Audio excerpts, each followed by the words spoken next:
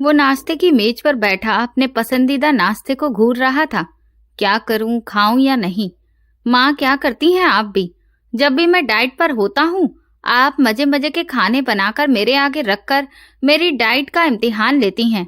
बड़बड़ाते हुए उसने प्लेट में पकौड़े निकाले और खाने लगा। तभी उसकी माँ रबड़ी की प्लेट लेकर उसके पास आई और कुर्सी खींचकर बैठ गई। वाह, मेरी माँ आज तो पूरी शेफ बन गई हैं। वैसे ये किस खुशी में है? रबड़ी उसने चम्मच से प्लेट में निकाली और चखी।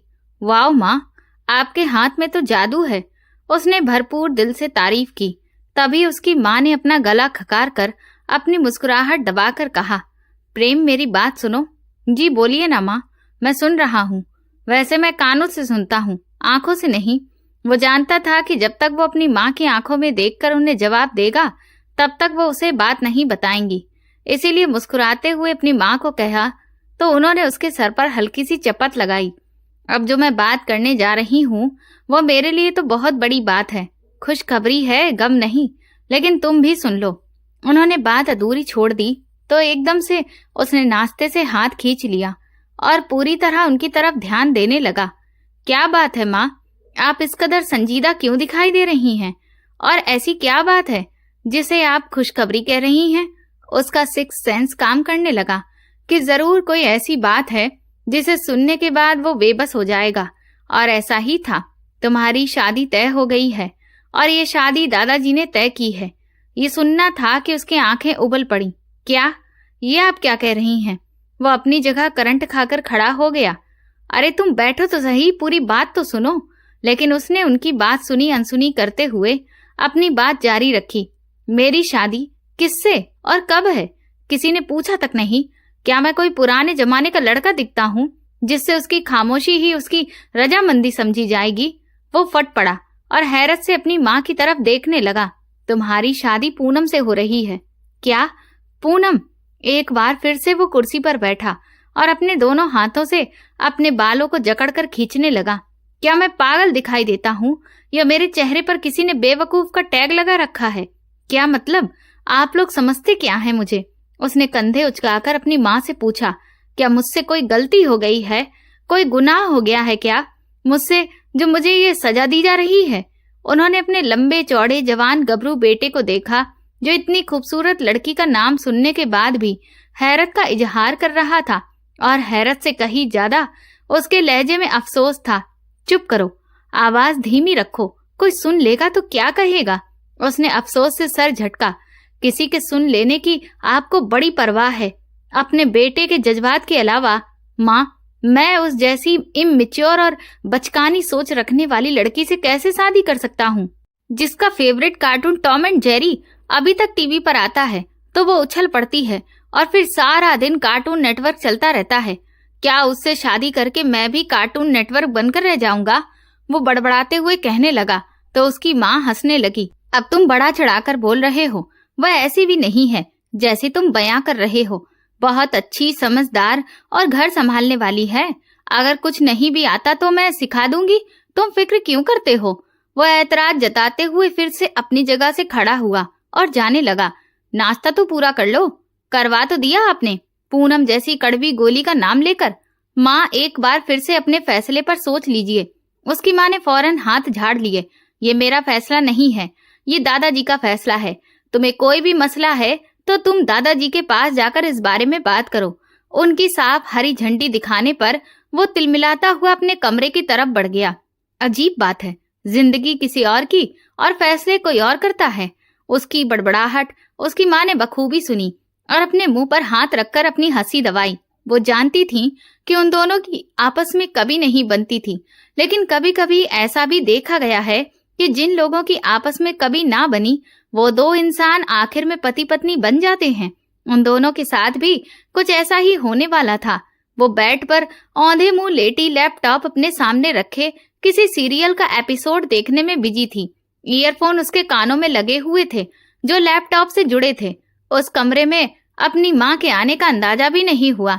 वो रात भर सीरियल देखती रही और अब सुबह उसका लास्ट एपिसोड देखने के बाद उसकी आंखें ऐसी हो रही थीं जैसे अभी उबलकर गिर पड़ेंगी। नींद से बल्कि बोझिल होने लगी। तभी उसे अपने बराबर में बेड पर किसी के बैठने का एहसास हुआ। उसकी माँ ने चाय उसके सामने रखी तो उसने हैरानी से अपनी पलकें उठाई। Wow, what an present surprise माँ, आपने मुझे बेड पर ही चाय दी, ये तो कमाल ही हो गया। उसने फौरन सीधा होकर कप उठाया और अपने होठों से लगाया। उसकी माँ उसे गौर से देखने लगी। क्या बात है, आज आप मुझे इतना घूर क्यों रही हैं? क्या मैं बहुत प्यारी हो गई हूँ या पहले से भी ज्यादा मनहूस लग रही हूँ? उसने हंसते हुए आईने में अपने चेहरे को देखा और माँ से सवाल किया तो उन्होंने अपना माथा पकड़ लिया। कभी तो सीरियस हो जाया करो, इधर बैठो मेरे पास। उन्होंने उसका हाथ थामकर अपने पास बिठाया तो इस एहसास पर उसकी आंखों में आंसू आ गए। माँ, आंखों में आंसू आ रहे हैं, कहीं आपकी तबीयत तो खराब नहीं है? उसने फौरन उनका माथा छुआ तो उसकी माँ ने दांत भींचते हुए कहा, मेरी बात ध्यान से सुनो। हाँ सुनाइए, सुन रही हूँ, कानों से सुनती हूँ और अब तो आंखों से देख भी रही हूँ। आप क्यों मेरा दिल दहला रही हैं? क्या बात है, सीधी तरह बताइए ना। उसने दोबारा कप अपने होठों से लगाया। खुशखबरी है। उसे धनसा लग गया और वो खांसने लगी। खुशखबरी? माँ, कैसी बातें कर रही हैं? इस उम्र में खुशखबरी कहाँ से आएगी? आपको गलतफहमी हुई होगी, कहीं डॉक्टर से चेकअप तो नहीं करवाया? ये सुनना था कि उसकी माँ ने एक जोरदार चपत उसकी कमर पर जमाई। बदतमीज मत बनो, ये खुशखबरी तुम्हारे बारे में है, मेरे बारे में नहीं। उन्होंने गुस्से में उसकी तरफ देखा तो वो हंस पड़ी। माँ, कैसी बातें कर रही हैं? मेरी तो अभी शादी भी नहीं हुई और आप खुशखबरी की बातें कर रही हैं। माँ ने हाथ चप्पल की तरफ बढ़ाया तो उसके मुंह को ब्रेक लग गए। अच्छा बताइए, कौन सी खुशखबरी है? एक मिनट, कहीं बिजली का बिल तो आधा नहीं आया? हाँ, कल से आप इसी बात की टेंशन में थी कि हमारा बिल बहुत ज्यादा आता है। पक्का यही बात होगी। देखा, मैंने गेस कर लिया ना। उसने हाथ पर हाथ मारकर उछलते हुए कहा तो उसकी माँ ने बेबसी से उसे देखा।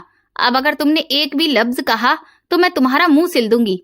पूनम ने अपने मुंह पर उंगली रखी। एक मिनट माँ, क्या आप पिछले जन्म में दर्जी थीं? ये सुनना था कि उसकी माँ उठकर जाने लगी। उसने हंसते हुए उनका हाथ पकड़कर फिर से बिठा लिया। क्या करूं, दिमाग ठिकाने नहीं है, रात से जाग रही हूँ। सीजन इतना जबरदस्त था, अभी लास्ट एपिसोड देख रही थी। लेकिन खैर है, आप अपनी बात बताइए। उसकी माँ ने उसके मुंह पर हाथ रखा और फिर उसके सिर पर हल्की चोट की। तुम्हारी शादी की बात चल रही है। उसके मुंह से फंसा फंसा सा निकला। किससे? कब? कहाँ? कैसे? ये सब क्या हो रहा है? ये मैं क्या सुन रही हूँ? सूरज कहाँ से निकला है? मेरी शादी का ख्याल आपको कैसे आ गया? उसकी माँ पहली बार मुस्कुराई। खैर, अब मुझे तो लगा था कि तुम ये पूछोगी कि शादी किसके साथ है, लेकिन तुम तो कुछ और ही सवाल कर रही हो। हाँ तो बताओ ना, कौन है वो जिसके साथ मेरी किस्मत फूटेगी? उसने हंसते हुए अपनी माँ से पूछा तो उन्होंने उसका सर सहलाया। प्रेम से तुम्हारी बात तय हो गई है। प्रेम? कौन सा प्रेम? प्रेम वो बराबर वाली आंटी का बेटा या फिर मौसी के दामाद का भाई प्रेम? ओहो बेटा, तुम इतनी दूर क्यों जा रही हो? उसकी माँ ने उसकी याददाश्त को कोसा। प्रेम शर्मा, मनमोहन जी का बेटा। ये सुनकर उसने सकपकाई नजरों से अपनी माँ की तरफ देखा। ये मजाक है? आप क्यों सुबह सुबह मुझे डरा रही हैं? मेरा दिल दहला रही हैं। प्रेम शर्मा जैसे सख्त इंसान से शादी करने से तो बेहतर है कि इंसान सारी जिंदगी कुंवारा ही गुजार ले। पूनम ने ये सुनते ही अपने कान पकड़ लिए। बेटा, प्रेम शर्मा से ही तुम्हारी शादी तय हो गई है और अगले हफ्ते ही सगाई होगी। अभी सिर्फ सगाई होगी, शादी बाद में। दादाजी ने ये फैसला किया है और इस फैसले के खिलाफ कोई आवाज नहीं उठा सकता। ये सुनकर वो अपनी जगह थम सी गई। ना करें यार, प्लीज माँ, क्यों सुबह सुबह मुझे रोने पर मजबूर कर रही हैं? उस जैसे मशीन जैसे आदमी से शादी करने से बेहतर है बंदा किसी रोबोट से शादी कर ले। पूरा का पूरा रोबोट है, कोई जज्बात, कोई एहसास उसके अंदर नहीं है। मेरी तो किस्मत सच में फूट पड़ी है। उसने रोते रोते अंदाज में अपने सिर पर हाथ मारा। अच्छा, अब तुम ड्रामे बंद करो और ये चाय खत्म करके किचन में आ जाओ। ये बेड टी आज तुम्हें इसी वजह से मिली है कि तुम्हारे जाने का सोचकर मेरी आंखों में नमी आ गई, लेकिन ये सोचकर मैंने खुद को तसल्ली दी कि कौन सा तुम दूर जा रही हो। घर के एक हिस्से से दूसरे हिस्से में ही तो जाना है। उसकी माँ ने उसकी ठीक ठाक बेइज्जती करके वहां से जाने में ही अपनी भलाई समझी, वरना कुछ देर और बैठती तो वो अपनी बातों से उनका सिर का दर्द ही कर देती। लेकिन पूनम तो हैरत से अपनी माँ को वहां से जाते देखती रही। पूनम के दादाजी और प्रेम के दादाजी के बीच बहुत घनिष्ठ दोस्ती थी। उन लोगों ने तय किया था कि वे एक बड़ी सी जमीन खरीदेंगे और उस पर मिलकर घर बनवाएंगे। तो पूनम के दादाजी और प्रेम के दादाजी ने एक बड़ा सा घर मिलकर बनवाया था। जो घर उन्होंने 2 हिस्सों में बनवाया था। एक हिस्से में प्रेम के दादाजी का परिवार रहता था और एक हिस्से में पूनम के दादाजी का परिवार रहता था। दोनों हिस्सों के बीच में सिर्फ एक आंगन था और किसी भी व्यक्ति को इधर से उधर और उधर से इधर आने की कोई मनाही नहीं थी। और अब पूनम के दादाजी इस दुनिया में नहीं हैं। कुछ साल पहले उनका देहांत हो गया और प्रेम के दादाजी चाहते हैं कि पूनम की शादी प्रेम के साथ हो जाए, जिससे दोनों परिवारों के बीच रिश्ते मजबूत रहें। शादी की बात सुनकर पूनम काफी ज्यादा परेशान थी। कुछ तो करना पड़ेगा, यही सोचते हुए वो कमरे से बाहर आई और दबे कदमों दादा के कमरे की तरफ जाने लगी। तभी सामने से आते प्रेम से उसका जोरदार टकराव हुआ और दोनों गिरते गिरते बचे। नजर नहीं आती क्या? आंखें गिर भी रखी हैं क्या? उसने अपने बाजू को दबाते हुए प्रेम को खरी खरी सुना दी। तो प्रेम ने हैरत से उसे देखा। तुम यहाँ क्या कर रही हो? पूनम ने बुरे बुरे मुंह बनाए। क्यों? मैं यहाँ नहीं आ सकती? ये यहाँ मेरा आना मना है क्या? उसका जवाब सुनकर प्रेम के माथे पर जरा भी शिकन न आई। नहीं, मैं सोच रहा हूँ अच्छा हुआ तुम यहाँ आई। हम दोनों एक साथ ही दादाजी से बात कर लेते हैं। पूनम के माथे पर बल पड़े। कौन सी बात? प्रेम ने आंखें छोटी करके उसे देखा। क्या तुम्हें नहीं पता चला? पूनम ने हाथ उठाकर उसे रोक दिया। हाँ, मुझे पता चल गया है। अब बार बार ये बात करके आप मेरा दिल मत दुखाइए, मैं संभल नहीं पाऊंगी, उसने रोते से अंदाज में कहा। तो प्रेम ने मुट्ठियां भींच ली। नाटक करने की जगह खुलकर बोलो, आवाज क्यों नहीं उठा रही? पूनम ने उसे गौर से देखा। तो आप मेरे कंधे पर बंदूक रखकर चलवाना चाहते हैं? उसने दिल ही दिल में सोचा। मैं क्यों बोलूं भला? दादाजी का फैसला है तो कुछ सोच समझकर ही किया होगा। उसने कंधे उचकाए और वापस अपने कदम मोड़ लिए। बहुत चालाक लड़की है ये, पता नहीं इसके साथ जिंदगी कैसे गुजरेगी। प्रेम ने मन ही मन सोचा और पैर पटकता हुआ अपने कमरे में जाकर ऑफिस के लिए तैयार होने लगा। तैयार होकर बाहर आया तो पूनम अभी बैग कंधे पर टांगे, फाइल सीने से लगाए कहीं जाने की तैयारी में थी। ओह हेलो, तुम कहाँ जा रही हो? गाड़ी में बैठने से पहले उसने पूनम से पूछा तो उसकी भौएं चढ़ गईं। क्यों? आपको क्यों मसला है? अभी शादी हुई भी नहीं है और अभी से रौब जमा रहे हैं। उसने आगे बढ़ जाना ही बेहतर समझा। प्रेम उसे देखता ही रह गया। 2 गज की जुबान है इस लड़की की, अपनी जुबान से ही मुझे मार डालेगी ये तो। उसने गाड़ी में बैठते हुए सोचा और फिर सर झटक कर ऑफिस की तरफ रवाना हो गया, जहां आज उसकी एक अहम मीटिंग थी। वो एक मल्टीनेशनल कंपनी का सीनियर मैनेजर था और कंपनी अब उसके बगैर कोई काम नहीं करती थी, ज्यादातर उसी के मशवरे पर चलती थी। सर, आज कुछ अहम इंटरव्यू हैं। आपको एचआर डिपार्टमेंट के लिए कंपनी के कर्मचारी चुनने का अधिकार दिया गया है। बाहर इंटरव्यू देने वालों की लाइनें लगी हुई हैं, इसीलिए मीटिंग कैंसिल हो गई है। आप इंटरव्यू रूम में पहुंच जाइए। फिलहाल आपके साथ कोई अटेंड नहीं करेगा, आप अकेले ही इंटरव्यू लेंगे। सेक्रेटरी ने आकर उसे बताया तो उसने घड़ी की तरफ देखा। कितने कैंडिडेट्स हैं? उसने व्यस्त से अंदाज में पूछते हुए इंटरव्यू रूम में कदम रखा। आप प्लीज जल्दी जल्दी अंदर भेजिए। उसने फाइल खोलकर हुक्म दिया और कुछ लिखने लगा। तभी कमरे का दरवाजा खुला और एक जानी पहचानी आवाज उसके कानों में पड़ी। मे आई कम इन सर? आवाज सुनकर वो चौंक उठा। निगाहें उठाकर सामने देखा तो दिमाग घूम गया। तुम यहाँ क्या कर रही हो? पूनम की हालत भी कुछ ऐसी ही थी। वो उसे देखकर हैरत से वहीं खड़ी रह गई। आप यहाँ काम करते हैं? यहाँ होते हैं? वो बेधड़क अंदर आई और कुर्सी खींचकर बैठ गई। फाइल मेज पर पटकी और पर्स से फेस पाउडर निकालकर चेहरे पर लगाने लगी। वो उसे घूरता ही रह गया। मिस पूनम, आप भूल रही हैं कि यहाँ हमारी कोई रिश्तेदारी नहीं है। मैं आपका इंटरव्यू ले रहा हूँ तो करिए ना इंटरव्यू। मैं इसीलिए आई हूँ, ये मेरे सीवी है। पूनम ने शरारती मुस्कान के साथ फाइल उसकी तरफ बढ़ाई। उसने औपचारिकता निभाने के लिए फाइल खोलकर देखा। उसकी सीवी कोई खास इम्प्रेसिव नहीं है और वैसे भी इस कंपनी में जिम्मेदार लोगों की जगह है। प्रेम ने फाइल बंद करके उसकी तरफ बढ़ाई। जी बिल्कुल, आप सही कह रहे हैं, इस कंपनी में मेरे जैसे जिम्मेदार लोगों की ही जरूरत है। उसने अदा से कॉलर ठीक किए तो प्रेम का दिल चाहा कि वहीं उसे कच्चा चबा जाए। आपसे ज्यादा रिस्पॉन्सिबल कौन हो सकता है, मैं अच्छी तरह जानता हूँ, उसने याद दिलाने वाले अंदाज में कहा। तो पूनम जल ही उठी। ऐसी कोई बात नहीं है, ये वर्क प्लेस है तो वर्क प्लेस रहने दीजिए, अपना गुस्सा और ताने यहाँ मत निकालिए। पूनम ने उंगली उठाकर वार्निंग दी तो प्रेम ने पेन से उसकी उंगली नीचे कर दी। अच्छी तरह जानता हूँ कि आप कितनी जिम्मेदार हैं, अभी तक अपने बचपने से निकली नहीं हैं। कार्टून देखे बिना आपकी सुबह नहीं होती। यहाँ नर्सरी नहीं खोलनी, बड़े लोगों की जगह है। वैसे आप ये जॉब क्यों चाहती हैं? प्रेम ने गहरी नजरों से पूछा। मैं पैरों पर खड़ी होना चाहती हूँ। तो मैडम, अभी तक किसके पैरों पर चलकर यहाँ तक आई हैं? पूनम ने गहरी सांस ली। मतलब आप मुझे यहाँ जॉब नहीं देंगे? प्रेम ने ना में सिर हिलाया। क्योंकि आपको किसी जॉब की जरूरत ही नहीं है। घर बैठिए और आराम कीजिए, अपनी आने वाली जिंदगी के बारे में सोचिए। उसने फाइल उसकी तरफ बढ़ाई और बाहर जाने का इशारा किया। आप क्या समझते हैं कि मैं आपकी ये सारी कड़वी बातें चुपचाप सुनकर यहाँ से चली जाऊंगी? घर आइए, दादाजी से आपकी शिकायत की तो याद रखिएगा। पूनम ने मन ही मन धमकी दी, फिर मुस्कुराते हुए फाइल सीने से लगाई और थैंक यू कहते हुए बाहर निकल गई। जाते जाते दरवाजा जोर से बंद करना नहीं भूली। प्रेम अपनी जगह उछल पड़ा और हंसते हुए उसे जाते देखता रह गया। शाम को घर लौटा और सीधा अपने कमरे में आराम करने चला गया। रात को डिनर के लिए दरवाजा जोर जोर से खटखटाया गया। अरे बाबा, क्या मुसीबत है, आ रहा हूं मैं। उसने जल्दी जल्दी मुंह हाथ धोए और बाहर आया तो ये देखकर हैरान रह गया कि आज दादाजी अपने कमरे से बाहर निकलकर खाने की मेज पर बैठे थे, जैसे उसी का इंतजार कर रहे हों। वो जैसे ही कुर्सी पर बैठा और सामने नजर पड़ी तो दंग रह गया। आज पूनम भी अपने हिस्से से निकलकर दादाजी के पास खाने आई थी। उसने आंखें छोटी करके पहले पूनम को और फिर दादाजी को देखा। जरूर इस शरारती ने मेरी शिकायत लगाई है, तभी दादाजी बाहर आए हैं। उसने मन ही मन सोचा और प्लेट में खाना निकालने लगा। तभी दादाजी ने उसे कहा, प्रेम जी दादाजी।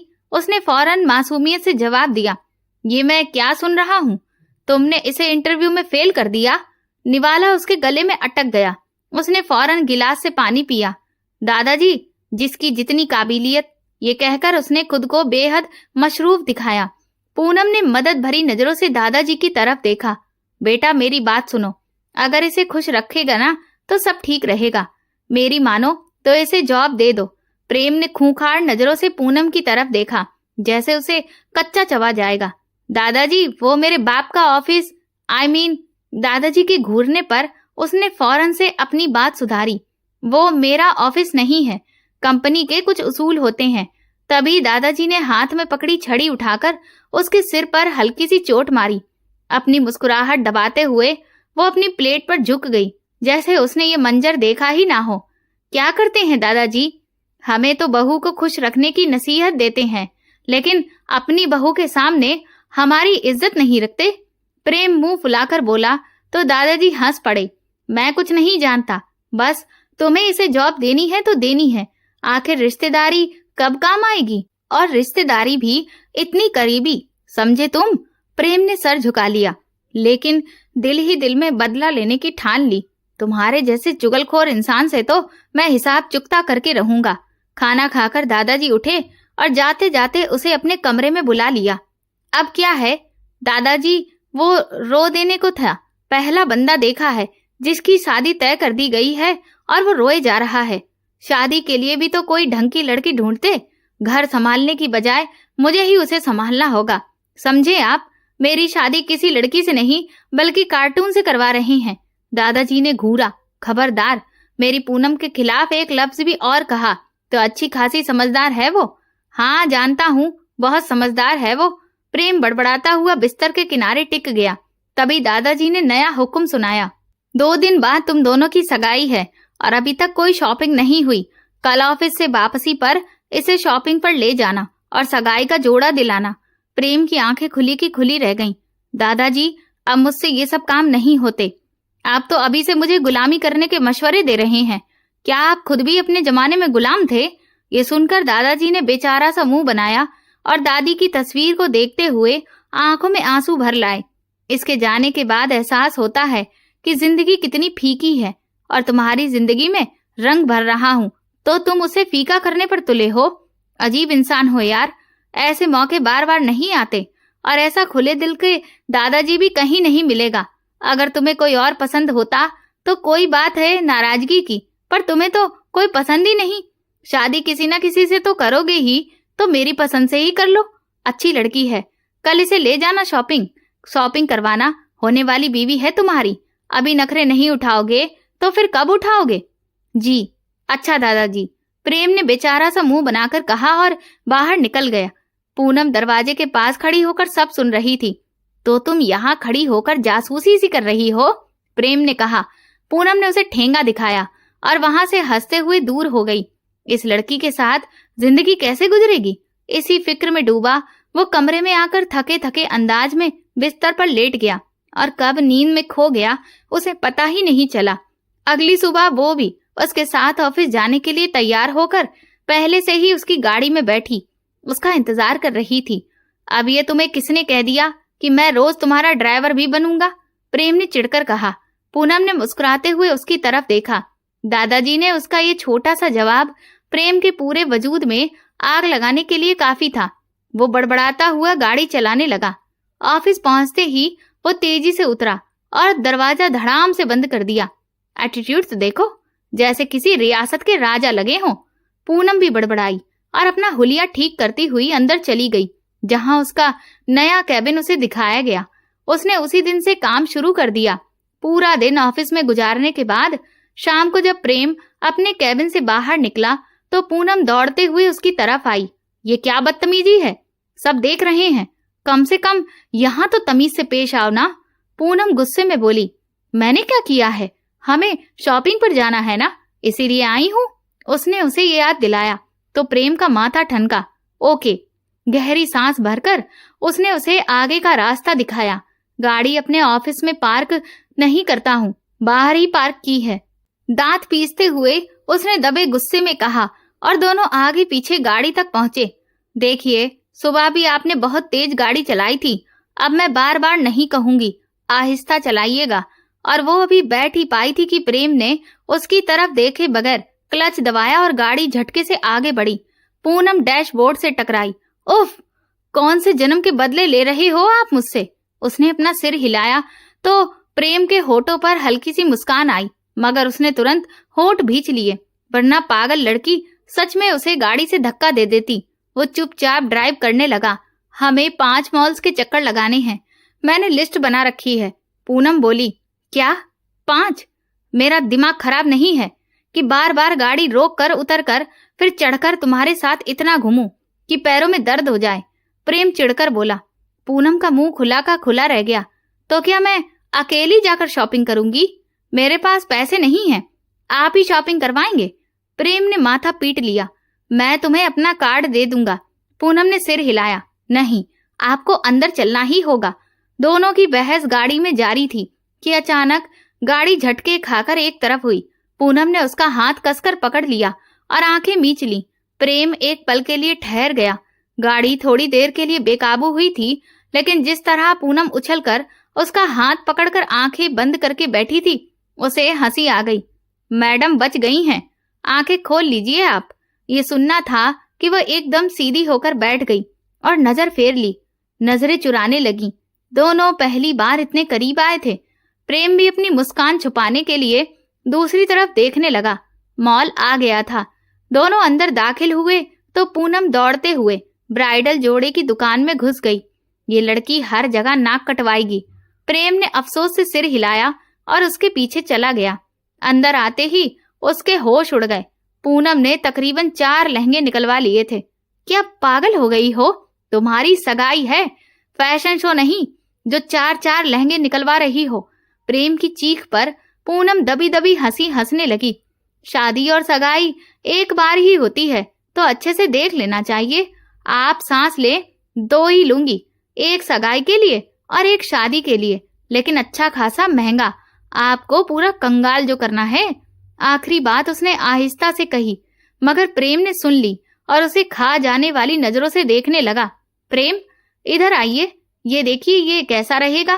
पहली दुकान में 4 लहंगे निकलवाने के बाद भी कुछ ना लेने वाली पूनम अब फिर से एक नया लहंगा दिखा रही थी। प्रेम अपना माथा पीट कर रह गया। कुछ होश करो, पूरी दुकान खाली करवा रही हो और लेती कुछ भी नहीं हो। अगली दुकान पर उसने उंगली उठाकर उसे वार्निंग दी तो पूनम खिलखिलाकर हंस पड़ी। फिक्र मत करो, अब इस दोनों में से कुछ तो ले ही लूंगी। प्रेम ने घड़ी देखी, पूरे 2 घंटे बीत चुके थे और मैडम साहिबा अब तक कोई लहंगा तय नहीं कर पाई। ये ले लो, ये रेड वाला अच्छा लग रहा है। पूनम मुड़ी, कमर पर हाथ रखे और आईब्रो चढ़ाकर बोली, मैंने आपसे मशवरा लिया था। प्रेम वहीं पास रखी कुर्सी पर बैठ गया और थककर उसका इंतजार करने लगा।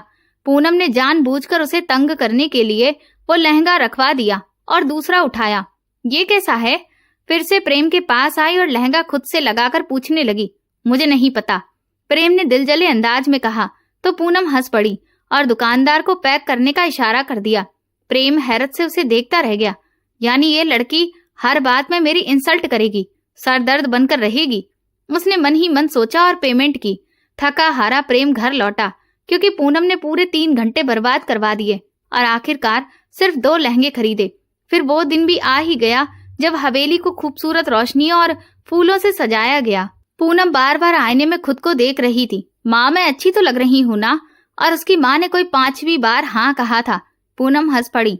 सहेलियों के झुरमुट में स्टेज पर धीरे धीरे कदम रखकर वो बैठी और अपना लंबा सा भारी लहंगा फैलाकर संभाल लिया। सामने नजर पड़ी तो वो दुश्मने सफेद कुर्ता पैजामा पर वेस्ट कोट पहने, बाल सलीके से जमाए, एक रैप के साथ अपने दोस्तों के बीच से चलता हुआ आ रहा था। प्रेम जैसे ही उसने स्टेज पर देखा तो उसका पैर पूनम के लहंगे पर पड़ गया। उफ, मेरा लहंगा! पूनम चीख पड़ी। ओह, ये लहंगा है, मैं तो समझा कारपेट। प्रेम 2 कदम पीछे हटा तो पास खड़े लोगों का ठहाका गूंज उठा। आपने मेरा स्टाइल ही खराब कर दिया, मेरा लहंगा कुचल दिया। पूनम रोने ही वाली थी और यही वो लम्हा था जब प्रेम ने उसे पहली बार दिल से महसूस किया। उसने गौर से अपने सामने बैठी दुल्हन को देखा। वो सारे जज्बात जो कुछ दिनों से दबे हुए थे अचानक जाग उठे। पूनम की आंखों में आंसू चमक उठे तो प्रेम ने मुस्कुराते हुए घुटनों के बल बैठकर कहा, सॉरी, मुझे सच में पता नहीं था, मैं ठीक कर देता हूँ। उसने अपने हाथ से उसके लहंगे का घेर दोबारा से फैलाना शुरू किया तो हो की आवाज दुल्हनों की सहेलियों के साथ साथ उसके दोस्तों ने भी निकाली। दादाजी ने अपनी छड़ी से प्रेम की पीठ पर हल्की चोट की तो वो हंस पड़ा। पूनम की पलकें भारी होकर झुक गईं और चेहरे पर धीमी सी मुस्कान बिखर गई। दोनों ने निगाहें उठाकर एक दूसरे को देखा और फिर मुस्कुरा दिए।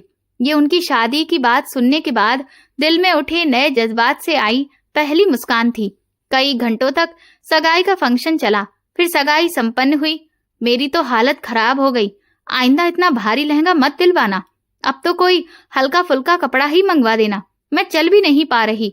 प्रेम ने ये बात गौर से सुनी और उसकी तरफ मुड़कर हंसने लगा। मैंने तो पहले ही कहा था, लेकिन जो पत्नी अपने पति की बात ना माने वो बाद में पछताती ही है।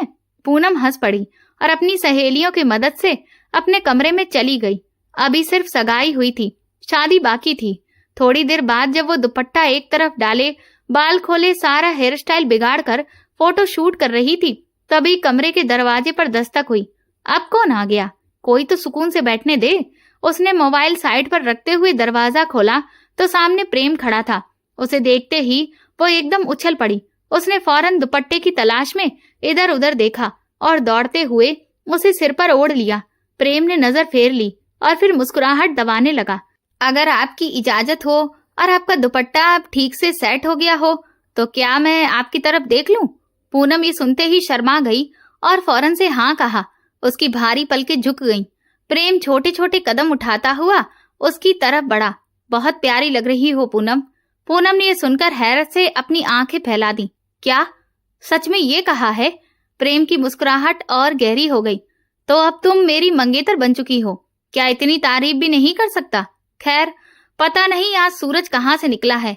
सोई पड़ी रह गई मैं, पता ही नहीं चला। शायद पश्चिम से निकला होगा। वो अपनी धुन में बोलती चली गई। तभी प्रेम ने आगे बढ़कर उसके दोनों हाथ थाम लिए और जैसे ही उन्हें पकड़ा, पूनम ने झट से हाथ खींच लिए। ये क्या कर रहे हैं आप? अभी तो बस सगाई हुई है, शादी बाकी है। वो घबराकर कुछ कदम पीछे हटी तो प्रेम की हंसी छूट गई। इतना डरती हो?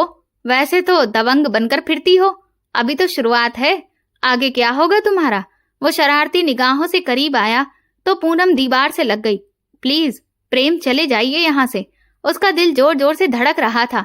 प्रेम ने उसके हाव भाव से समझ लिया कि वो घबरा रही है। उसके गालों पर शर्म की हया बिखर गई थी और पलकें झुक गई थीं। प्रेम मुस्कुराते हुए पीछे हटा। ठीक है, रिलैक्स हो जाओ। क्या तुम्हें तुम्हारा तोहफा नहीं चाहिए? तोहफे का नाम सुनते ही अपनी झट से आगे आ गई और फिर उसके करीब आकर खड़ी हो गई। प्रेम एक पल को उसके मासूम चेहरे को देखता ही रह गया। उसके लिए यह पहली बार था जब वो पूनम के सौंदर्य को इतने करीब से देख रहा था। उसने हाथ बढ़ाकर उसके चेहरे पर आई लट को कानों के पीछे किया तो फौरन को फिर से उसको पूनम की नजदीकी का एहसास हुआ। मैं भूल गई। पूनम अटकते हुए पीछे हटी। प्रेम ने मुस्कुराकर अपनी बेस्ट कोट की जेब से एक लंबा सा मखमली डिब्बा निकाला और उसकी ओर बढ़ा दिया। वाह, ये तो बहुत खूबसूरत है। पूनम की आंखें चमक उठी। डिब्बे में एक गोल्ड चेन थी जिसमें प्रेम और पूनम के नामों के अंग्रेजी अल्फाबेट दिल की शक्ल में जुड़े हुए थे।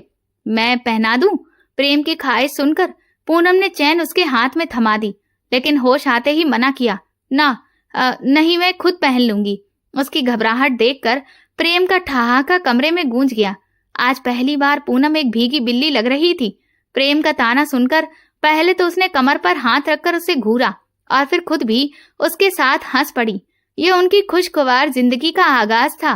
प्रेम फाइलों में डूबा बुरी तरह मगन था जब उसे अपने कमरे के बाहर कुछ हलचल महसूस हुई। उसने शीशे के पार देखा तो अपना सर पकड़कर बैठ गया। अपनी सगाई के दूसरे दिन ही ऑफिस आ गई थी और वो भी इतनी तैयार होकर कि उसकी मेहंदी वाले हाथ पकड़कर उसकी सहेलियां उससे तरह तरह के सवाल कर रही थी। प्रेम ने सोचा, इससे पहले कि ये सब राज खुल जाए मुझे इसे समझाना होगा। उसने तुरंत पियून को बुलाया और हिदायत दी कि मिस पूनम को उनके कमरे में भेजें। पूनम ने यह सुना तो उसके चेहरे पर शर्मीली मुस्कान फैल गई और वो अदा से चलती हुई बेधड़क उसके कमरे में दाखिल हो गई। मिस पूनम, कमरे में आने से पहले इजाजत लेनी चाहिए थी। ये सुनकर उसका माथा ठनका। अब मुझे इजाजत लेनी पड़ेगी? आप भूल रहे हैं कि मैं आपकी मंगेतर हूँ। आप भूल रही हैं कि यह ऑफिस है, समझी? यहाँ किसी को हमारे रिश्ते के बारे में नहीं पता चलना चाहिए। प्रेम ने सख्त लहजे में कहा। लेकिन क्यों? पूनम ने ऊंची आवाज में कहते हुए शीशे पर हाथ मारा और कुर्सी पर बैठ गई। प्रेम ने उसे घूरा। वर्क प्लेस होता है। आप यहाँ सिर्फ मेरी कलीग हैं और कुछ नहीं। अच्छा, तो यहाँ भी मुझे आपको सर कहना पड़ेगा? पूनम ने तंज किया। प्रेम हल्का सा मुस्कुराया। जी बिल्कुल, आप मुझे सर ही कहेंगी और कुछ नहीं। तभी पूनम की नजर उसके शर्ट के खुले बटन पर गई। वो धीरे धीरे उसके पास आई और उसकी शर्ट के बटन बंद कर दिए। उसे एहसास भी नहीं हुआ कि अब वो प्रेम के बेहद करीब खड़ी उसके होश उड़ा रही थी। प्रेम ने जैसे ही उसका हाथ पकड़ा, सर जी, आई मीन मंगेतर साहब, आप ये क्या कर रही हैं? अभी तो आपने कहा ये वर्क प्लेस है। पूनम के घबराए हुए अंदाज को देखकर प्रेम की आंखों में मोहब्बत और शरारत चमकी। हाँ, वर्क प्लेस तो है, लेकिन इस वक्त हमारे सामने तो कोई नहीं है ना। उसने उसके चेहरे से बाल हटाए। तभी पूनम ने हाथ छुड़ाया और पीछे हट गई। उसकी धड़कनें बेकाबू हो चुकी थी। बाल ठीक करते हुए वो बाहर निकलने ही लगी थी कि प्रेम की आवाज ने उसके कदम रोक दिए। मिस पूनम, अपनी फाइल तो लेती जाइए। उसने झुकी निगाहों से फाइल उठाई और पलके उठाकर उसकी तरफ देखा। वैसे मैं तो किसी को नहीं बताऊंगी, लेकिन सर, आपके चेहरे की मुस्कुराहट देखकर सबको खुद ही समझ आ जाएगा कि दाल में कुछ काला है। पूनम की बात सुनकर प्रेम की मुस्कुराहट और गहरी हो गई और वो हंसते हुए बाहर निकल आई। उनकी सगाई को 3 दिन हो चुके थे। पूनम अपनी कैबिन में बैठी लैपटॉप पर कुछ काम कर रही थी कि उसकी सहेलियों की आवाज पर उसने मुड़कर देखा और ठहर सी गई। सामने से एक बेहद फैशनेबल और मॉडर्न लड़की पूरे एटीट्यूड से चलती हुई सीधे प्रेम के कमरे में दाखिल हो रही थी। ये कौन है? उसने टीना को पुकार कर पूछा। सुना है कि सर, प्रेम को कंपनी सेक्रेटरी रखने की इजाजत मिल गई है। ये सुनना था कि वो चौंकी। सेक्रेटरी? हम अभी बताते हैं। उसे इतनी फैशन करके ऑफिस में आकर समझती क्या है कि मेरे मंगेतर को काबू कर लेगी? उसके अंदर जलन जोरों से उबलने लगी तो उसने फौरन पास से गुजरते हुए पियून से कॉफी की ट्रे ले ली जो वो अंदर ही लेकर जा रहा था। मुझे दे दीजिए, मुझे फाइल भी साइन करवानी है। पियून ने पहले हैरानी से उसे देखा, फिर कंधे उचकाकर ट्रे थमा दी तो वो ट्रे लेकर बेधड़क कमरे में चली आई जहां रमोला प्रेम के बिल्कुल बराबर में बैठी प्रोफेशनल अंदाज में बातें सुनाते हुए कुछ नोट कर रही थी। बार बार वो अपने बालों में हाथ फेरती और फिर दोबारा से हिदायतें लेती नजर आ रही थी। सर, आपकी कॉफी। प्रेम की नजर उस पर पड़ी तो उसने फौरन से ट्रे आगे की और घूर कर प्रेम के बिल्कुल पास खड़ी हो गई। ट्रे रखते हुए उसने जानबूझकर ट्रे उलट दी। रमोला की चीख निकल गई। ओह पूनम! प्रेम ने आंखें निकाली तो वो सीधी हुई। जी सर, सॉरी, गलती से गिर गई, फिसल गई। एक्सक्यूज मी मैम, आप जाकर अपने कपड़े साफ कर लीजिए ना, उसने मासूमियत का रिकॉर्ड तोड़ते हुए कहा। रमोला गुस्से में जलती भुनती खड़ी हुई और हील टिक टिक करती कमरे से निकल गई। पूनम ने दोनों हाथ झाड़े और घूम कर रमोला की कुर्सी पर बैठने ही लगी थी कि गिरी हुई कॉफी पर उसका पैर फिसला और प्रेम ने उसे पकड़कर संभाल लिया। एक पल को तो दोनों को अंदाजा ही ना हुआ कि हुआ क्या है। आंखें खोलो, बच गई हो, गिरने नहीं दिया है। लेकिन मुझे तुम्हारी ये हरकत बिल्कुल भी पसंद नहीं आई। प्रेम के चेहरे पर गुस्से के आसार साफ थे। वो एक झटके से उससे अलग हुई और अपने कपड़े व बाल दुरुस्त करते हुए बोली, मैंने क्या किया है? मासूमियत ओढ़ते हुए उसने पूछा। तुम अच्छी तरह जानती हो तुमने क्या किया है। ये वर्क प्लेस है, कितनी बार तुम्हें समझाऊं, यहाँ ये सब नहीं चलेगा। वो प्रोफेशनल है, अपने दिमाग से जलन निकाल दो। किसने कहा मैं जेलस हो रही हूँ? जेलस होती है मेरी जूती। ये कहकर वो गुस्से में वहां से निकल गई तो प्रेम उसे घूर कर रह गया। पता नहीं कब बड़ी होगी। सर झटकते हुए उसने अपना काम जारी रखा। विवेक, जो पूनम का कलीग था और उसके बगल वाले कैबिन में ही बैठता था, बार बार उसकी हरकतों को गौर से देख रहा था। वो रमोला के आने के बाद बार बार प्रेम के कमरे की तरफ झांक रही थी। एक्सक्यूज मी मिस पूनम, आपसे एक सवाल पूछूं? जी पूछिए, उसने अपने बाल समेटते हुए जल्दी से फाइल खोली और मशरूफ अंदाज में बोली। क्या आपका और प्रेम सर का कोई रिश्ता है क्या? ये सुनते ही उसने झटके से सिर उठाया। ना, नहीं तो। आपको ऐसा क्यों लगा? उसने धीमे से पूछा तो विवेक मुस्कुरा दिया। क्योंकि मैं देख रहा हूं कि आप कब से उनके कमरे की तरफ देख रही हैं, जब से मिस रमोला अंदर गई हैं। कोई मसला है? कोई बात है? विवेक यहाँ का पुराना कलीग था। वो अच्छी तरह उन दोनों के बीच का कनेक्शन समझने लगा। अब जब तुम्हारे सामने बात खुल ही गई है तो क्या छुपाना। तुमने बिल्कुल ठीक पहचाना है, हम दोनों की सगाई हो चुकी है। वो मेरे होने वाले पति हैं, पूनम ने मुस्कुराते हुए उसे बताया। लेकिन ये नहीं जानती थी कि यही जानकारी उसके गले का कांटा बनने वाली है और वो बुरी तरह पछताने वाली है। विवेक ने ओके कहकर फिर से मुस्कुराते हुए अपने काम में मशरूफ हो गया। थोड़ी देर बाद विवेक ने उसे फिर आवाज दी। यार, एक छोटा सा काम है, अगर तुम कर दो तो मेहरबानी होगी। तुम मेरी छोटी बहन जैसी हो, यह हम दोनों के बीच का राज रहेगा, किसी को नहीं बताऊंगा। पूनम, जो अपना लैपटॉप बंद किए कानों में ईयरबड लगाए गाना सुन रही थी, आवाज पर चौंक कर उसे देखा। कैसा काम? वैसे मैंने आज तक ऑफिस में किसी को फेवर नहीं दी है। बताओ, आज मेरा मूड अच्छा है, फेवर ही फेवर दे दूंगी। ये सुनकर विवेक ने फाइल उसके आगे रखी। सर आजकल बहुत बिजी रहते हैं, मीटिंग्स में उनका दिमाग उलझा रहता है। एक साइन करवाना था, हमें बड़ा प्रोजेक्ट मिल सकता है, मेरी तरक्की हो सकती है। बस एक दस्तखत की वजह से रुका हुआ है ये प्रोजेक्ट, तुम साइन कर दो।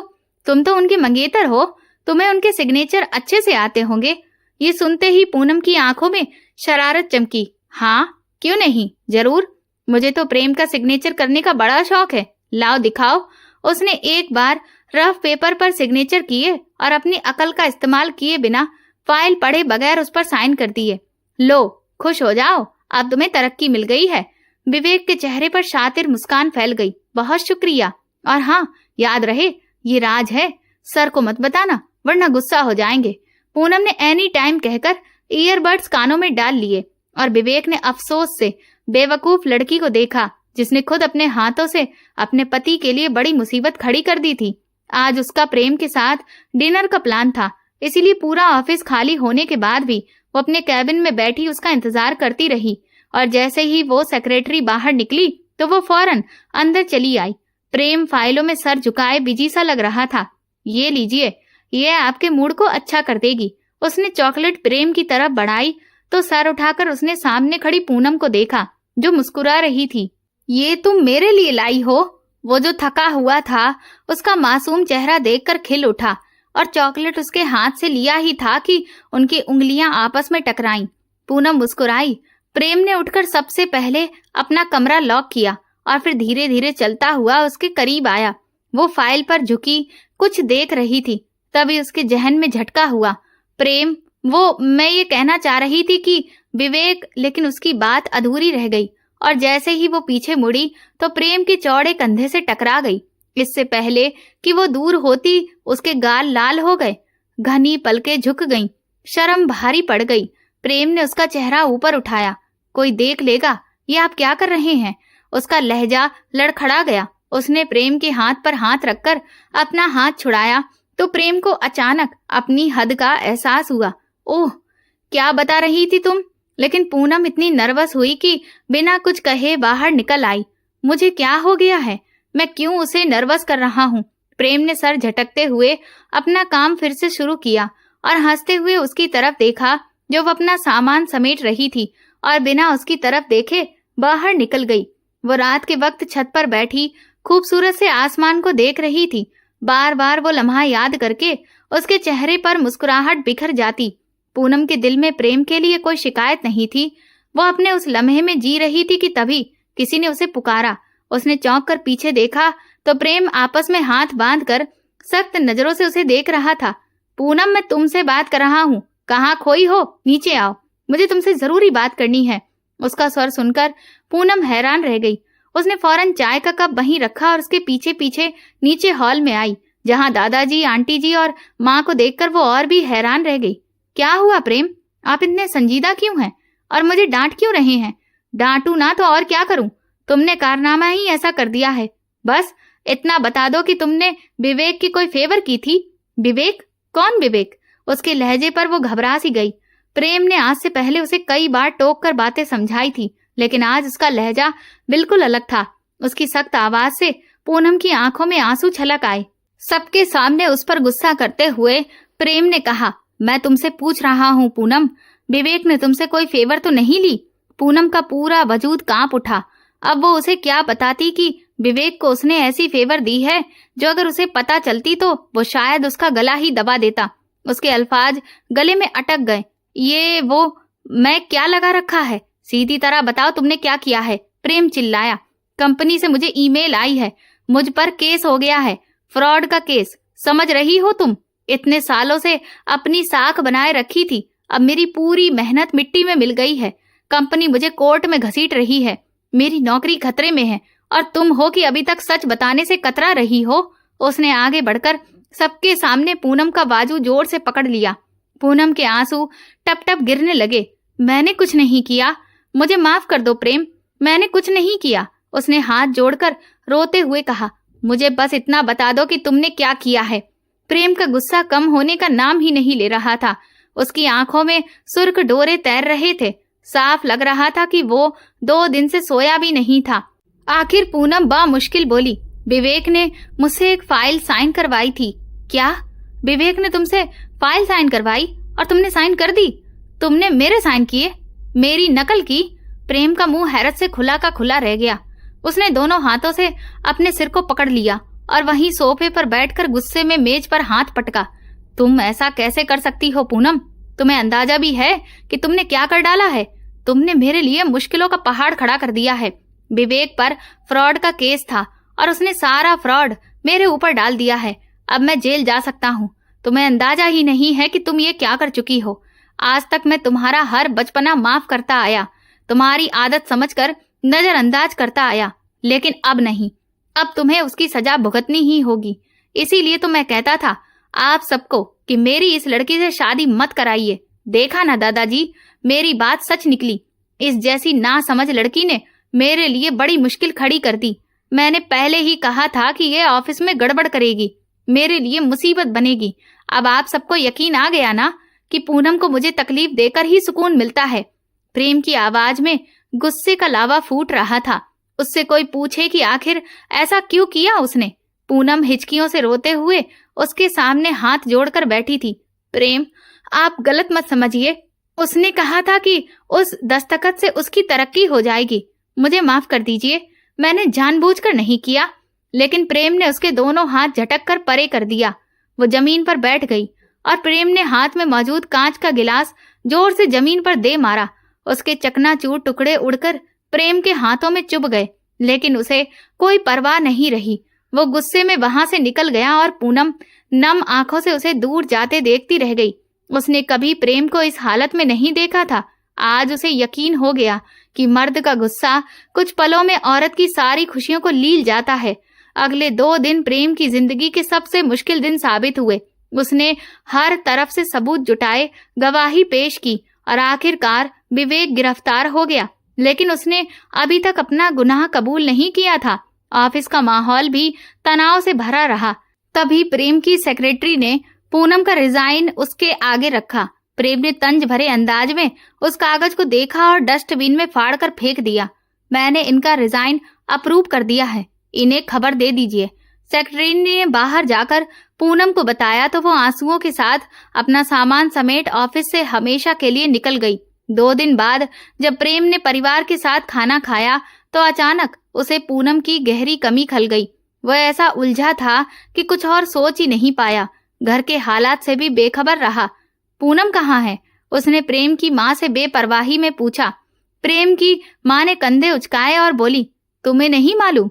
2 दिन से उसने कुछ खाया पिया नहीं, कमरे में बैठकर रोती रहती है। तुमने मेरी बहू का क्या हाल कर दिया है प्रेम। वो नादान थी, नासमझ थी, लेकिन तुम तो समझदार थे। उस दिन सबके सामने तुमने उसकी बेइज्जती कर दी, उसकी इज्जत की धज्जियां उड़ा दी और अब पूछते हो कि वो कहाँ है। प्रेम ने धीमे से कहा, माँ उसकी भी तो गलती थी, लेकिन माँ ने हाथ उठाकर रोक दिया। रिश्ता बचा लो प्रेम, वरना पछताओगे। उनकी बातों ने प्रेम के दिल पर गहरी चोट की। उसने खाना वहीं छोड़ दिया और सीधे पूनम के कमरे की तरफ बढ़ गया। कमरा अंदर से लॉक था। प्रेम को मजबूरन पिछली तरफ से खिड़की से आना पड़ा। जैसे ही वो अंदर कूदा, मेज पर रखा गुलदस्ता गिरकर टूट गया। पूनम जो रो रो कर थक कर गहरी नींद में सो चुकी थी, इस आवाज से हड़बड़ाकर उठ गई। सामने नींद में ही आंखें मली और सामने साया देखा तो घबराकर चीखने लगी, चोर चोर। प्रेम फौरन आगे बढ़ा और उसके मुंह पर हाथ रख दिया। पूनम, क्या कर रही हो? ये मैं हूँ प्रेम। नाम सुनते ही पूनम शॉक्ड रह गई। उसने उसका हाथ अपने चेहरे से हटाया और दूर जाकर खड़ी हो गई। फिर से बिलक बिलक कर वो रोने लगी। प्रेम ने स्विच ऑन करके लाइट जलाई। उसकी हालत देख वो हैरान रह गया। बस 2 दिन में ही पूनम कमजोर और टूटी हुई लग रही थी। आंखों के चारों तरफ काले घेरे और बिखरे बाल उसकी तकलीफ बयां कर रहे थे। तुम मुझसे नाराज हो पूनम? प्रेम ने नरमी से पूछा। पूनम ने कोई जवाब नहीं दिया और चेहरा फेर लिया। प्रेम उसके पास घुटनों के बल बैठ गया और उसका चेहरा अपनी तरफ किया। आई एम सॉरी यार, लेकिन तुम जानती हो ना, गलती तुम्हारी थी, तुम्हें मान लेना चाहिए था। पूनम सुबकते हुए बोली, मानी थी मैंने, माफी भी मांगी थी, लेकिन आपने मुझे माफ नहीं किया। ये कहकर उसने अपना चेहरा फिर से हथेलियों में छुपा लिया और बच्चों की तरह रोने लगी। प्रेम का दिल बेचैन हो गया। वो झुककर बोला, अच्छा बाबा, अब प्लीज ऐसे मत रो। तुम रोती हो तो मुझे अच्छा नहीं लगता। मतलब रोना बुरा लगता है आपको? पूनम ने आंसू भरी आंखों से उसकी तरफ देखा। हाँ, बहुत बुरा। प्रेम ने हल्की मुस्कान के साथ अपने कान पकड़ लिए। आई एम सॉरी, मुझे सबके सामने तुम पर ऐसे नहीं चिल्लाना चाहिए था। पूनम ने उसके कंधे पर छोटे छोटे मुक्के बरसाए। बहुत बुरे हो आप, हर वक्त गुस्सा करते हो, और आपने तो ये भी कहा था कि मुझसे सगाई करके गलती कर दी। प्रेम उसकी बात सुनकर हंस पड़ा। पूनम मुंह मसोसकर फिर रोने लगी। उसी पल प्रेम ने उसका हाथ पकड़ा और बेड पर बिठा लिया, उसे गले से लगाया। तुम्हारे बिना एक पल भी चैन नहीं है पूनम। 2 दिन तो मैं सबूतों में उलझा रहा, लेकिन तीसरे दिन सबसे पहले तुम्हारा ख्याल आया, और जब पता चला कि तुमने खाना नहीं खाया तो मैंने भी खाना छोड़ दिया। अब बताओ इसे क्या कहते हैं? पूनम ने मासूमियत से पलकें उठाई। क्या कहते हैं? पगली मोहब्बत कहते हैं इसे। मैं तुमसे मोहब्बत करने लगा हूँ। प्रेम ने उसे और कसकर गले लगा लिया।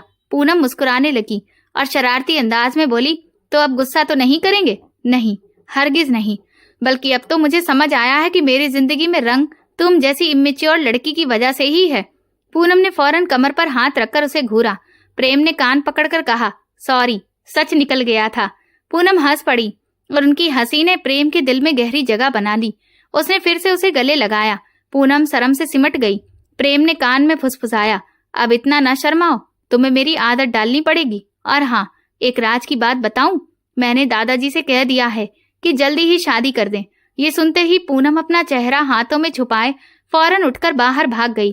पीछे से प्रेम की हंसी गूंजती रही। थोड़ी देर बाद दोनों खाने की मेज पर बैठकर एक दूसरे को हंसी मजाक में छेड़ते रहे। प्रेम ने आखिरी निवाला अपने हाथ से पूनम के मुंह में डाला। रात देर तक वो दोनों छत पर बैठे रहे, बातें करते रहे। पूनम ने सीरियसली प्रेम से माफी मांगी और उससे कहा कि मुझे एहसास हुआ है कि मैं काफी ज्यादा नादान हूँ और मैं पूरी कोशिश करूंगी कि अब मैं बहुत ज्यादा नादानियां ना करूं और थोड़ा मैच्योर बनूं। मेरी वजह से आपको जो भी प्रॉब्लम हुई है उसके लिए मैं आपसे तहे दिल से माफी चाहती हूँ। प्रेम ने पूनम से कहा कि पूनम, मैं तो तुम्हें काफी पहले ही माफ कर चुका हूँ। मैं ये नहीं चाहता कि तुम एकदम समझदार हो जाओ क्योंकि मुझे तुम्हारी शरारतें पसंद है, लेकिन हाँ, मैं ये चाहता हूँ कि तुम कम से कम ऐसी बन जाओ कि कोई तुम्हारा फायदा ना उठा सके। ये दुनिया बहुत चालाक है, तो थोड़ी चालाकी भी और समझदारी भी जरूरी है। और देखते ही देखते वो दोनों एक दूसरे की आंखों में खो गए। मोहब्बत के गीत जैसे उनके चारों तरफ गूंज रहे थे और वो रिश्ता जिसे शुरू में दोनों ने नापसंद किया था अब दोनों की जिंदगी का सबसे खूबसूरत सच बन चुका था। एक हफ्ते बाद ही दादाजी ने पूनम और प्रेम की शादी करवा दी और फिर वो खूबसूरत रात भी आई जब दोनों हमेशा के लिए एक दूसरे के हो गए। प्रेम ने पूनम से रिक्वेस्ट की कि वो दोबारा से ऑफिस ज्वाइन कर ले क्योंकि उसे उसके बगैर अब ऑफिस में अच्छा नहीं लगता है और वो ऐसा बिल्कुल भी नहीं चाहता था कि वो घर बैठ जाए। बस उस वक्त उसे बहुत गुस्सा आया था, इसीलिए उसने ऐसा कह दिया था। पूनम ने अब ऑफिस भी ज्वाइन कर लिया है और वो प्रेम के साथ ही ऑफिस जाती है। आज वो दोनों लोगों की नजर में परफेक्ट कपल हैं और हकीकत में भी उनके बीच बेहद मोहब्बत और सम्मान है। ये पूरी कहानी काल्पनिक है, इसका किसी भी व्यक्ति, स्थान या वास्तविक घटना से कोई संबंध नहीं है। इसका उद्देश्य केवल मनोरंजन, शिक्षा और सस्पेंस आधारित कहानी प्रस्तुत करना है। आपको ये कहानी कैसी लगी मुझे कमेंट सेक्शन में जरूर बताएं। मेरे चैनल को सब्सक्राइब कर वीडियो को लाइक कर दें और वीडियो को हाइप भी दें। ऐसी और भी रोमांचक कहानियों को सुनने के लिए मेरे चैनल के साथ बने रहें। धन्यवाद।